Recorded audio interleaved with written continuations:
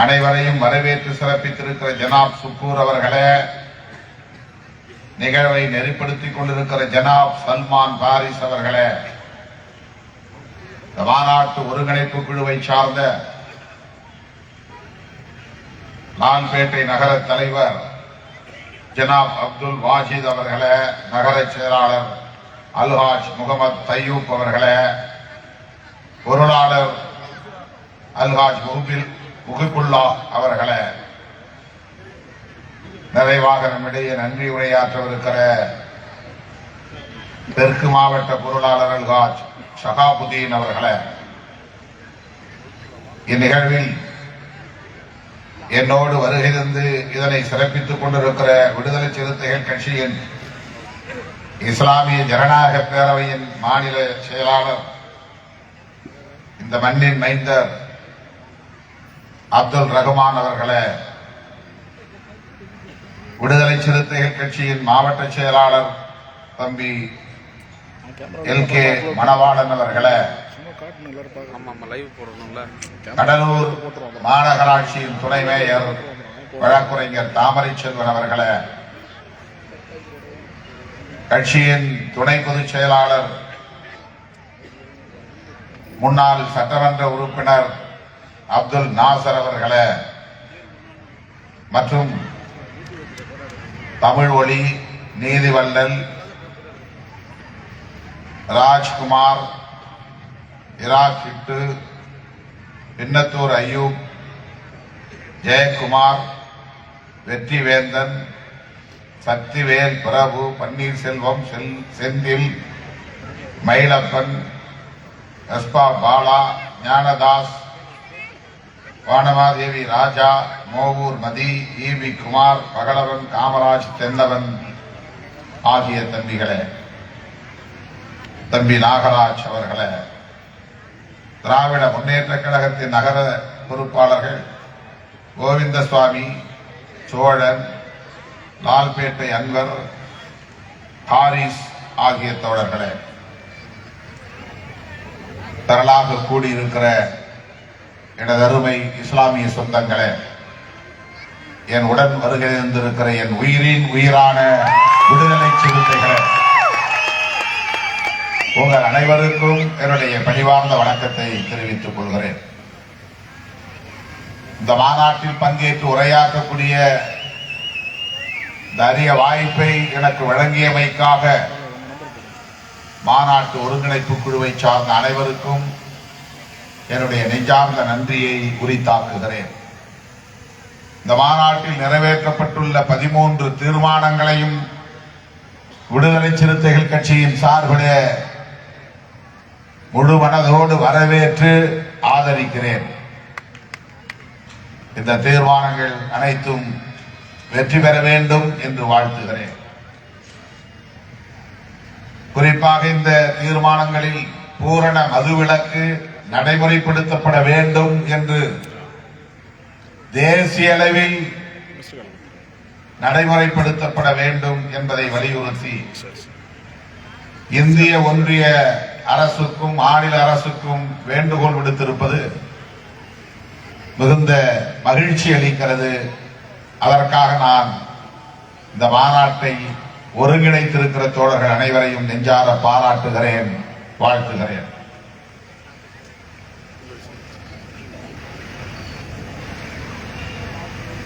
இந்த மாநாட்டு தீர்மானங்கள் சில கோரிக்கைகளை உள்ளடக்கமாக கொண்டிருக்கிறது. அதே வேளையில் தேசிய அளவில் இஸ்லாமிய சிறுபான்மை மக்களுக்கு எதிராக நடைபெற்று வரும் ஒடுக்குமுறைகளை கண்டிக்கிற சட்டங்களை திரும்பப் பெற வேண்டும் என்கிற கோரிக்கை. மிக முக்கியமான தீர்மானம், இரண்டாவது தீர்மானம், வக்ஃப் திருத்த மசோதாவை இந்திய ஒன்றிய அரசு திரும்பப் பெற வேண்டும் என்பதாகும். அது இன்றைக்கு நாடாளுமன்ற கூட்டுக்குழுவிற்கு விசாரணைக்காக அனுப்பப்பட்டிருக்கிறது. மோடி தலைமையிலான அரசு 10 ஆண்டுகளை கடந்து இயங்கிக் கொண்டிருக்கிறது. அவர்கள் ஆட்சிக்கு வந்த நாளில் இருந்து சிறுபான்மை சமூகத்திற்கு எதிரான வன்முறைகள் நாளுக்கு நாள் அதிகரித்து வருகிறது. அண்மையில் யுனைடெட் கிறிஸ்டியன் போரம் என்கிற ஒரு அமைப்பு கிறிஸ்தவ மக்களுக்கு எதிராக நடத்தப்பட்ட தாக்குதல்கள் குறித்து ஒரு அறிக்கையை வெளியிட்டிருக்கிறது. இஸ்லாமியர்கள் எப்படி குறிவைத்து தாக்கப்படுகிறார்களோ அப்படி கிறிஸ்தவர்களும் குறிவைத்து தாக்கப்படுகிற நிலை தொடர்கிறது. 2014ஆம் ஆண்டு மோடி இந்தியாவின் பிரதமராக பொறுப்பேற்ற போது தேசிய அளவில் கிறிஸ்தவர்களுக்கு எதிரான தாக்குதல் சம்பவங்கள் 127 என்ற புள்ளி விவரம் கூறுகிறது. 2024 கடந்த ஆண்டில் இந்த 10 ஆண்டுகளில் அது பல மடங்கு உயர்ந்து 2024ஆம் ஆண்டு தாக்குதலின் எண்ணிக்கை 800க்கு மேல் உயர்ந்திருக்கிறது.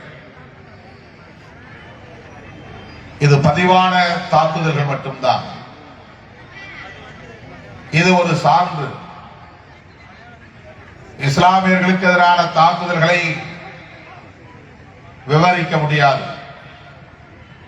கும்பல் கும்பலாக சேர்ந்து இஸ்லாமியர்களை குறிவைத்து அடித்து கும்பல் கொலை செய்யும் கலாச்சாரம் மோடி தலைமையிலான ஆட்சி இங்கே உருவான பிறகு நிகழ்ந்து வருகிறது. மாட்டு வணிகத்தில் ஈடுபடக்கூடிய இஸ்லாமியர்களை குறிவைத்து பசுவுக்கு எதிராக இவர்கள் செயல்படுகிறார்கள் என்ற காரணத்தை சொல்லி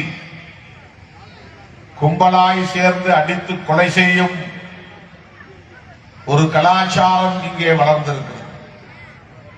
அதை ஆங்கிலத்திலே லிஞ்சிங், மாப் லிஞ்சிங் என்று சொல்லுகிறார்கள். 10 பேர் 20 பேர் ஒன்று சேர்ந்து இஸ்லாமியர் ஒருவர் தனியே சிக்கிக் கொண்டால் அவரை அடித்து கொலை செய்வது என்பது திட்டமிட்டு நிகழ்த்தப்படுகிற ஒன்று. இது கொடூரமான ஒரு வன்முறை. மாட்டுக்கறி சமைக்கிறார்கள் என்று சொல்லி வீட்டுக்குள் புகுந்து உத்தரப்பிரதேசத்திலே தாத்ரி என்கிற இடத்தில் குழம்பு சட்டிக்குள்ளே கையை விட்டு இந்த கறி மாட்டுக்கறிதான் என்று சொல்லி அடித்து கொலை செய்த கொடூரம் மோடி ஆட்சியிலே நிகழ்ந்திருக்கிறது. பரவலாக நாடு முழுவதும் இது தொடர்கிறது.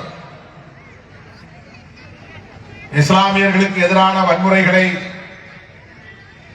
வெறுப்பு பேச்சின் ஊடாக தூண்டி வருகிறார்கள். இஸ்லாமிய சமூகத்திற்கு எதிராக இவர்கள் பரப்புகிற இந்த வெறுப்பு அரசியல் சிறுபான்மை மக்களுக்கு, குறிப்பாக இஸ்லாமிய மக்களுக்கு பாதுகாப்பற்ற ஒரு சூழலை தேசிய அளவிலே உருவாக்கி இருக்கிறது.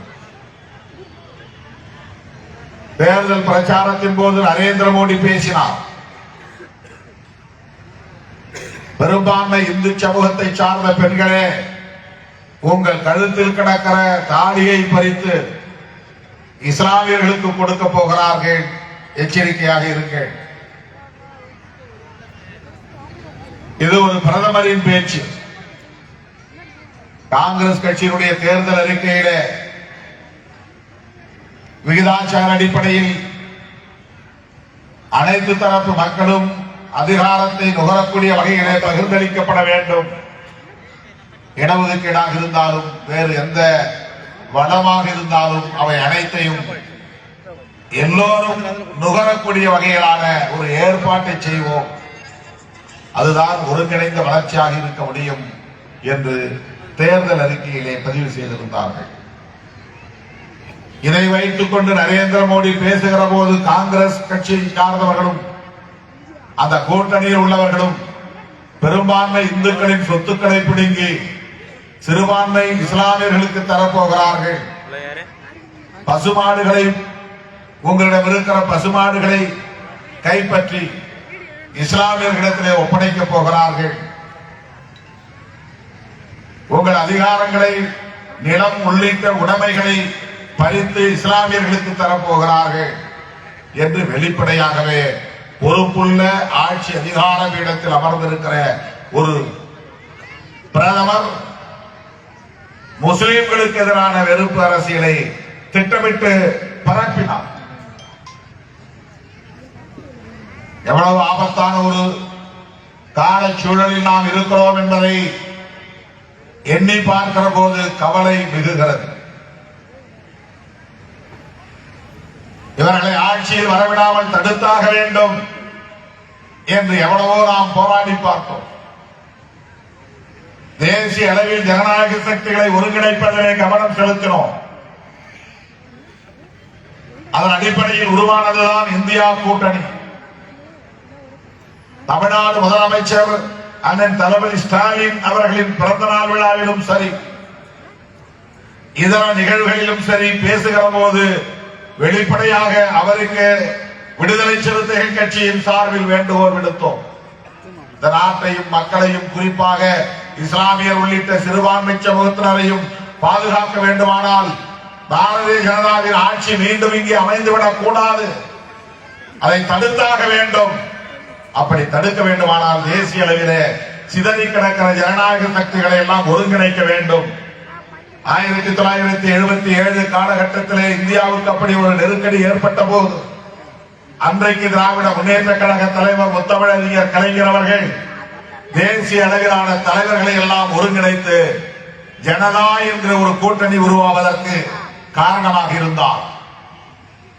அவரும் ஒரு உந்து சக்தியாக இருந்தார்.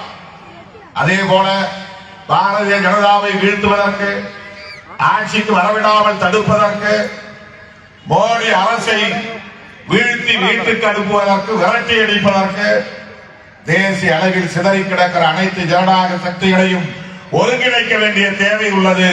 அது ஒரு வரலாற்று கட்டாயமாக இருக்கிறது. அண்ணன் தளபதி அவர்கள் இந்தியா முழுவதும் பயணம் செய்ய வேண்டும். சிதறி கிடக்கிற ஜனநாயக சக்திகளை எல்லாம் ஒருங்கிணைக்க வேண்டும் என்ற வேண்டுகோளை வெளிப்படையாக வைத்த இயக்கம் விடுதலை சிறுத்தைகள் கட்சி. அருமை தோழர்களே, அதன்படி இந்தியா கூட்டணி உருவானது. ஆனால் மோடி ஆட்சியை நம்மால் வீழ்த்த முடியவில்லை. ஆனால் காங்கிரஸ் கட்சி அல்லது காங்கிரஸ் உள்ளிட்ட எதிர்கட்சிகள் இன்றைக்கு கணிசமான எண்ணிக்கை உள்ள ஒரு எதிர் கட்சிகள் என்ற தகுதியோடு இன்றைக்கு சட்டசபை நாடாளுமன்றத்தில் நாம் அமர்ந்திருக்கிறோம். அதனால்தான் வக்ஃப் திருத்த மசோதா வந்தபோது கடுமையான எதிர்ப்பை நாம் பதிவு செய்ததன் விளைவாக அது ஜாயிண்ட் பார்லிமெண்டரி கமிட்டிக்கு அனுப்பப்பட்டிருக்கிறது. இல்லை என்றால் மிக இலகுவாக அதை நிறைவேற்றியிருப்பார்கள். சிஏஏ குடியுரிமை திருத்த சட்ட மசோதாவை எதிர்கட்சிகளை பொருட்படுத்தாமல் நிறைவேற்றினார்கள். ஆர்டிகிள் 370 அரசமைப்பு சட்டத்தின் உறுப்பு எண் 370 ரிப்பீல் செய்தார்கள். எதிர்கட்சிகளை பொருட்படுத்தவில்லை, அதை தூக்கி எறிந்தார்கள். ஜம்மு காஷ்மீர் மாநிலத்திற்கு இருந்த மாநில அந்தஸ்தை ரத்து செய்துவிட்டு யூனியன் டெரிட்டரிகளாக மாற்றினார்கள். சிஏஏ சட்டம் வந்தபோது எந்த அளவுக்கு நாடு கொந்தளிப்புக்குள்ளானது என்பதை நாம் அறிவோம். அப்படி ஒரு கொந்தளிப்பு உருவாக வேண்டும் என்பதுதான் அவர்களின் விருப்பம். இஸ்லாமியர்கள் வீதிக்கு வர வேண்டும், எதிர்கட்சிகள் எல்லாம் இஸ்லாமியர் பக்கம் நிற்க வேண்டும். இதுதான் மோடியின் தந்திரம். இதை வைத்துதான் பெரும்பான்மை இந்துக்களை அணிதிரட்ட முடியும். முஸ்லிம் ஓட்டுகள் நமக்கு தேவையில்லை, கிறிஸ்தவர்களின் வாக்குகள் நமக்கு தேவையில்லை. மிகுதி பெரும்பான்மையாக இருக்கிற இந்துக்கள் மட்டுமே வாக்களித்தால் போதும், நாம் ஆட்சிக்கு வந்துவிட முடியும் என்கிற அந்த அடிப்படையில் தான் தெரிந்து திட்டமிட்டு வேண்டும் என்றே அந்த சதி திட்டத்தை தீட்டி இஸ்லாமியர்களுக்கு எதிரான வெறுப்பை தொடர்ந்து முன்வைத்தார்கள். அதன் அடிப்படையில் வந்ததுதான் சிஏஏ சட்டம். எவ்வளவு அநீதி! அண்டைய நாடுகளில் இருந்து இங்கே புலம்பெயர்ந்து வரக்கூடியவர்கள் இஸ்லாமியர்களை தவிர பிற மதங்களை சார்ந்தவர்கள் யாராக இருந்தாலும் அவர்களுக்கு குடியுரிமை வழங்கப்படும். இஸ்லாமியர்களுக்கு குடியுரிமை தர முடியாது. மிக வெளிப்படையாக நேரடியாக இஸ்லாமியர்கள் எங்களுக்கு தேவையில்லை, இஸ்லாமியர் வாக்குகள் தேவையில்லை, இப்படித்தான் நாங்கள் செயல்படுவோம், இப்படித்தான் சட்டம் கொண்டு வருவோம், உங்களால் என்ன செய்ய முடியும் என்கிற ஆணவத்தோடு கொண்டு வரப்பட்ட சட்டம் தான் சிஏஏ சட்டம். அப்போதுதான் விடுதலை சிறுத்தைகள் கொதித்து எழுந்தோம். தேசம் காப்போம் என்ற பேரணியை திருச்சிராப்பள்ளியில லட்சக்கணக்கான சிறுத்தைகளை திரட்டி கடுமையான கண்டனத்தை பதிவு செய்தோம். தேசம் காப்போம் என்கிற பெயரில் பல மாநாடுகளை நடத்தினோம். ஆந்திரா, கர்நாடகா, தெலுங்கானா, கேரளா என்று எங்கெல்லாம் விடுதலை சிறுத்தைகள் இருக்கிறோமோ அங்கெல்லாம் சிஏஏ எதிர்த்து நிகழ்ச்சிகளை ஒருங்கிணைத்தோம், மாநாடுகளை நடத்தினோம். விடுதலை சிறுத்தைகள் கட்சி இஸ்லாமியர்களுக்கான ஒரு பாதுகாப்பு அரண் என்பதை அந்த காலகட்டத்தில் நாங்கள் உறுதிப்படுத்தினோம். சிஏஏ சட்டம் இஸ்லாமியர்களுக்கு எதிரான வெறுப்பை உறுதிப்படுத்துவதற்கான ஒரு சட்டம். இன்றைக்கு அது நடைமுறைக்கு வந்துவிட்டது. சோலோ மெஜாரிட்டி, அறுதி பெரும்பான்மை, எதிர்கட்சிகளை பொருட்படுத்தாத ஆணவம், கோலோச்சியம், எல்லோரையும் வெளியேற்றிவிட்டு எல்லா சட்டங்களையும் ஒரே நேரத்தில் அவர்களால் நிறைவேற்ற முடிந்தது. இந்த முறை மட்டும் அவர்கள் அதே போன்ற பெரும்பான்மையோடு சந்திரபாபு நாயுடு ஆதரவு இல்லாமல், நிதிஷ்குமார் ஆதரவு இல்லாமல் ஆட்சியை கைப்பற்றக்கூடிய நிலை இருந்திருந்தால் அரசமைப்பு சட்டத்தை தூக்கி எறிந்திருப்பார்கள். The Constitution of India, இந்த அரசமைப்பு சட்டத்தை தூக்கி எறிந்திருப்பார்கள். நீங்கள் முதல் தீர்மானத்திலேயே மதசார்பின்மை பாதுகாக்கப்பட வேண்டும் என்பதை நிறைவேற்றி இருக்கிறீர்கள். பாராட்டுகிறேன். இந்திய ஒன்றிய அரசு மதசார்பின்மையை கடைபிடிக்க வேண்டும், இந்திய அரசமைப்பு சட்டத்தை மதிக்க வேண்டும். இந்த மாநாட்டின் தீர்மானங்களும் மிக முக்கியமான தீர்மானம் அது. இந்திய அரசமைப்பு சட்டத்தை ஒரு பொருட்டாக மதிக்காத கும்பலின் கைகளில் இன்றைக்கு ஆட்சி அதிகாரம் சிக்கியிருக்கிறது. அம்பேத்கரை போற்றுகிறார்கள், அவர் காலடியை தொட்டு வணங்குகிறார்கள். அம்பேத்கரை நாங்கள் மதிக்கிறோம், வணங்குகிறோம் என்றெல்லாம் வெளிப்படையாக பேசுகிறார்கள். ஆனால் புரட்சியாளர் அம்பேத்கர் அவர்களால் வகுத்தளிக்கப்பெற்ற அரசமைப்பு சட்டத்தை ஒரு பொருட்டாக மதிக்காத போக்கு அவர்களிடத்திலே மேலோங்கி இருக்கிறது. ஏன் அரசமைப்பு சட்டத்தை அவர்கள் எதிர்க்கிறார்கள்? ஏன் காந்தியடிகளை அவர்கள் ஏற்பதில்லை? ஏன் ஜவஹர்லால் நேருவை மிக கடுமையாக விமர்சிக்கிறார்கள்? ஏன் நாத்ராம் கோட்சேவை உயர்த்தி பிடிக்கிறார்கள்? ஏன் வீர சவார்கரை ஒரு தேசிய தலைவராக உயர்த்தி காட்ட பார்க்கிறார்கள்? இதற்கெல்லாம் ஒரு முக்கியமான காரணம் இருக்கிறது. மதசார்பின்மை என்கிற கோட்பாடுதான் அதற்கு காரணம். காந்தி கொல்லப்பட்டதற்கு மதசார்பின்மைதான். இந்திய அரசமைப்பு சட்டத்தை தூக்கி எறிய வேண்டும் என்று துடிப்பதற்கும் காரணம் மதசார்பின்மைதான். ஜவஹர்லால் நேரு அவர்களை மிக கடுமையாக விமர்சிப்பதற்கும் காரணம் மதசார்பின்மை என்கிற கோட்பாட்டில் அவர் வைத்திருந்த நம்பிக்கைதான். காந்தியடிகளை படுகொலை செய்ததற்கும் அவரிடம் இருந்த மதசார்பின்மை என்கிற உறுதிப்பாடுதான்.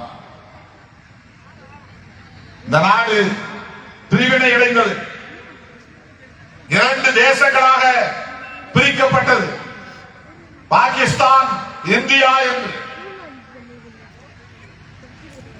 அந்த நேரத்தில் வன்முறைகள் வெடித்தன. ரத்த ஆறு ஓடியது. அப்படிப்பட்ட ஒரு சூழலில் காந்தி ஒரு நாள் உண்ணாவிரதம் இருக்கிறார். காந்தியடிகளோடு விடுதலை சிறுத்தைகளுக்கு நிறைய கருத்தியல் முரண்பாடு உண்டு, அது வேறு. ஆனால் அவருடைய அந்த தியாகத்தை நாம் குறிப்பாக இஸ்லாமிய சமூகம் எண்ணி பார்க்க வேண்டும். மதசார்பின்மையின் மீது நம்பிக்கை வைத்துள்ள ஒவ்வொரு ஜனநாயக சக்தியும் சிந்தித்து பார்க்க கடமைப்பட்டிருக்கிறோம். பாகிஸ்தான் பிரிந்த போது அந்த தேசத்தை புதிதாக கட்டமைப்பதற்கு இந்திய அரசு அவர்களுக்கு ஒரு நிதியை தர வேண்டும் என்பது ஒப்பந்தம். தவணை முறையிலே தர வேண்டும். கடைசி தவணை கொடுக்கப்படாமல் காலம் தாழ்த்தப்படுகிறது. ஜவஹர்லால் நேரு அவர்களுக்கு காந்தியடிகள் வேண்டுகோள் விடுக்கிறார். அந்த கடைசி தவணை நிதியை இன்னும் ஏன் தரவில்லை என்று. ஆனாலும் கால தாழ்வு ஏற்பட்டுக் கொண்டே இருக்கிறது. காந்தியடிகள் அப்போது உண்ணாவிரதம் இருக்கிறார். ஜவஹர்லால் நேருவுக்கு கோரிக்கை வைக்கிறார். பாகிஸ்தான் பிரிந்து போய்விட்டது, ஆனால் அவர்களுக்கு தர வேண்டிய கடைசி தவணை நிதியை தர வேண்டும் என்று வலியுறுத்தி உண்ணாவிரதம் இருந்தார். மிகப்பெரிய வன்முறை நாடு முழுவதும் இஸ்லாமியர்களுக்கு எதிராக கட்டவிழ்த்து விடப்பட்ட சூழலில் அவர் நாட்டு பிரிவினை மீது உடன்பாடு உள்ளவர் இல்லை. பாகிஸ்தான் பிரியக்கூடாது என்ற கருத்து கொண்டவர் தான். பிரிந்து போய்விட்டது. ஆனாலும் அந்த நேரத்தில் இந்துக்களும் முஸ்லிம்களும் ஒற்றுமையாக இருக்க வேண்டும் என்று திரும்ப திரும்ப வலியுறுத்தினார். பாகிஸ்தானுக்கு தர வேண்டிய கடைசி தவணை தொகையை தர வேண்டும் என்று கோரி உண்ணாவிரதம் இருந்தார். இதை பொறுத்துக் கொள்ள முடியாத காரணத்தினால்தான் வீர சவார்கரின் மாணாக்கனாக இருந்த நாத்துராம் கோட்சே அவரை கொலை செய்வதற்கு நியமிக்கப்படுகிறார்.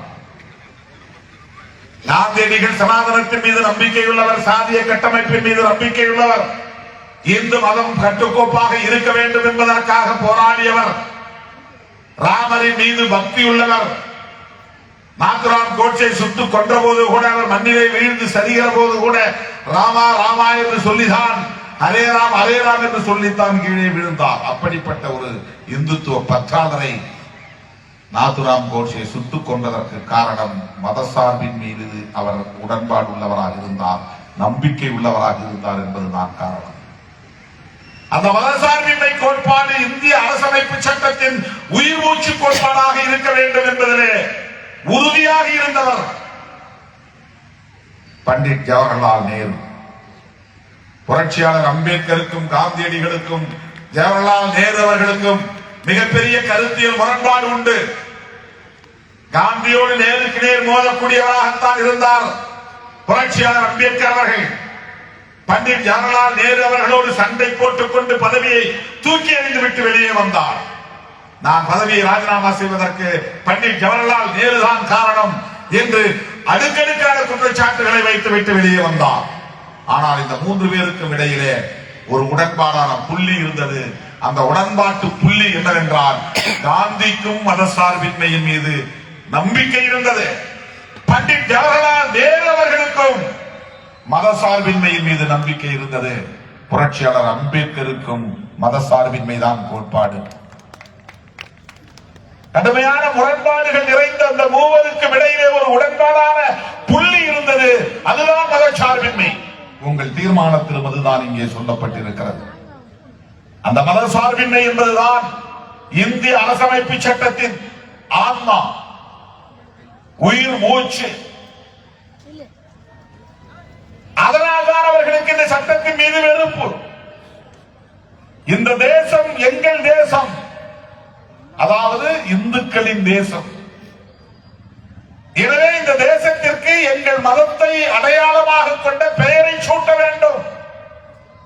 அரசமைப்பு சட்டத்தில் அரச மதம் இந்து மதம் என்று அறிவிக்கப்பட வேண்டும். இதுதான் RSS இறுதி இலக்கு. RSS வேட்கையை நிறைவேற்றுவதுதான், செயல் திட்டங்களை நடைமுறைப்படுத்துவதுதான் பாரதிய ஜனதாவின் கடமை. அவர்கள் ஆட்சிக்கு வந்திருப்பது புகழ் தேடுவதற்காக அல்ல, பொருளீட்டுவதற்காக அல்ல தோழர்களே, அதிகாரத்தை துய்ப்பதற்காக அல்ல. பாரதிய ஜனதா கட்சி மீண்டும் மீண்டும் ஆட்சிக்கு வர வேண்டும் என்று விரும்புவதற்கு காரணம் அவர்களின் இறுதி இலக்கை எட்ட வேண்டும் என்பதுதான். இந்த தேசம் இந்துக்களின் தேசம். இந்த தேசத்தின் அரச மதம் இந்து மதம். இங்கே எப்போதும் நிலையாக ஆட்சி புரியக்கூடியவர்களாக நாங்கள் மட்டுமே இருப்போம். இங்கே இஸ்லாமியர்களுக்கு, கிறிஸ்தவர்களுக்கு, சமணர்களுக்கு, பௌத்தர்களுக்கு, சீக்கியர்களுக்கு, பார்சிகளுக்கு அதிகார பகிர்வை ஒருபோதும் தர முடியாது. குடிமக்களாக இங்கே வாழ வேண்டுமானால் வாழ்ந்து கொள்ளலாம். ஓட்டுரிமை கிடையாது. இதனிடையே உருவாக்க வேண்டும் என்பதுதான் அவர்களின் கனவு. ஆகவே அவர்களுக்கு மதசார்பின்மையின் மீதான வெறுப்பு இருக்கிறது. அந்த மதசார்பின்மை மீதான வெறுப்பை இஸ்லாமிய சமூகத்திற்கு எதிரான வெறுப்பாக இங்கே விதைத்துக் கொண்டிருக்கிறார்கள். அந்த காலத்திலிருந்தே புரட்சியாளர் அம்பேத்கர் அவர்கள் இஸ்லாமிய சமூகத்தின் தலைவர்களோடு இணக்கமாக இருந்தார், நெருக்கமாக இருந்தார். வட்டமேச மாநாட்டில் பங்கேற்ற போது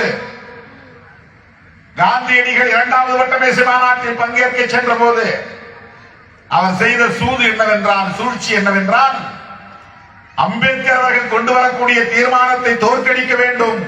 அதற்கு அவர் யாருடைய துணையை தேடி போனார் என்றால், இஸ்லாமிய தலைவர்களின் துணையை தேடி போனார். குறிப்பாக ஆகா கான் அவர்களை சந்தித்தார்.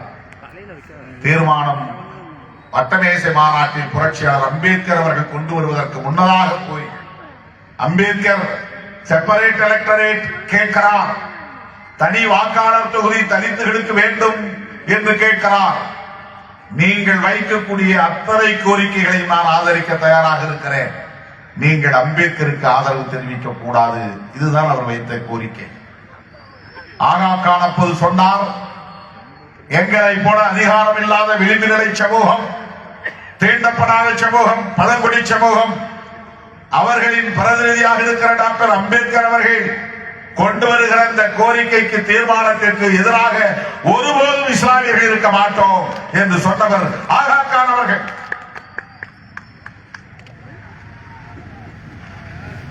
அப்படி இஸ்லாமிய சமூகத்தின் நலன்களை முன்னிறுத்துவதில் அம்பேத்கரும், தலித்துகளின் பழங்குடி மக்களின் நலன்களை உயர்த்தி பிடிப்பதை இஸ்லாமிய சமூக தலைவர்களும் அந்த காலத்தில் ஒருங்கிணைந்து செயல்பட்டார்கள் என்பதற்கான வரலாற்று குறிப்புகள் ஏராளம் இருக்கின்றன. அந்த அரசியல் நிர்ணய சபையிலே தமிழகத்திலிருந்து பலர் தேர்ந்தெடுக்கப்பட்டார்கள். அதிலே மிக முக்கியமான தலைவர் கண்ணிய தமிழர் காகிதம் இல்லத்தவர்கள். தமிழை ஆட்சி மொழியாக்க வேண்டும் என்று அரசியல் நிர்ணய சபைகளை பேசியவர், நாடாளுமன்றத்திலே பேசியவர். மதசார்பின்மை கோட்பாட்டை இந்த மண்ணுக்கு அரசியலமைப்பு சட்டத்தில் உயிர் மூச்சு கோட்பாடாக கொண்டு வர வேண்டும் என்பதிலே இது போன்ற சமகால தலைவர்களின் பேர் உழைப்பு விளைவாக வந்தது. ஆனால் அந்த மதசார்பின்மை கோட்பாட்டுக்கு வேட்டு வைக்கக்கூடிய வகையில் தான் அவர்கள் தொடர்ந்து செயல்பட்டு வருகிறார்கள். நாடு முழுவதும் இஸ்லாமியர்களுக்கு எதிரான வெறுப்பு அரசியல் இன்னும் தொடர்கிறது. முத்தலாக் சட்டத்தை பற்றி இங்கே கனிமொழி அவர்கள் பேசினார்.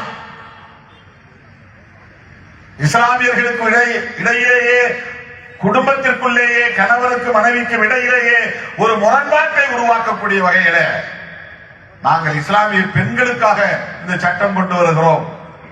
இஸ்லாமியர் ஆண்களுக்கு எதிராக பெண்களை திருப்பி விடுகிற ஒரு சூழ்ச்சி. இப்படிப்பட்ட இந்த போக்குகளில் இருந்து இந்த தேசத்தை பாதுகாக்க வேண்டிய தேவை இருக்கிறது. யூபிஏ 2 சோனியா காந்தி அம்மையார் அவர்கள்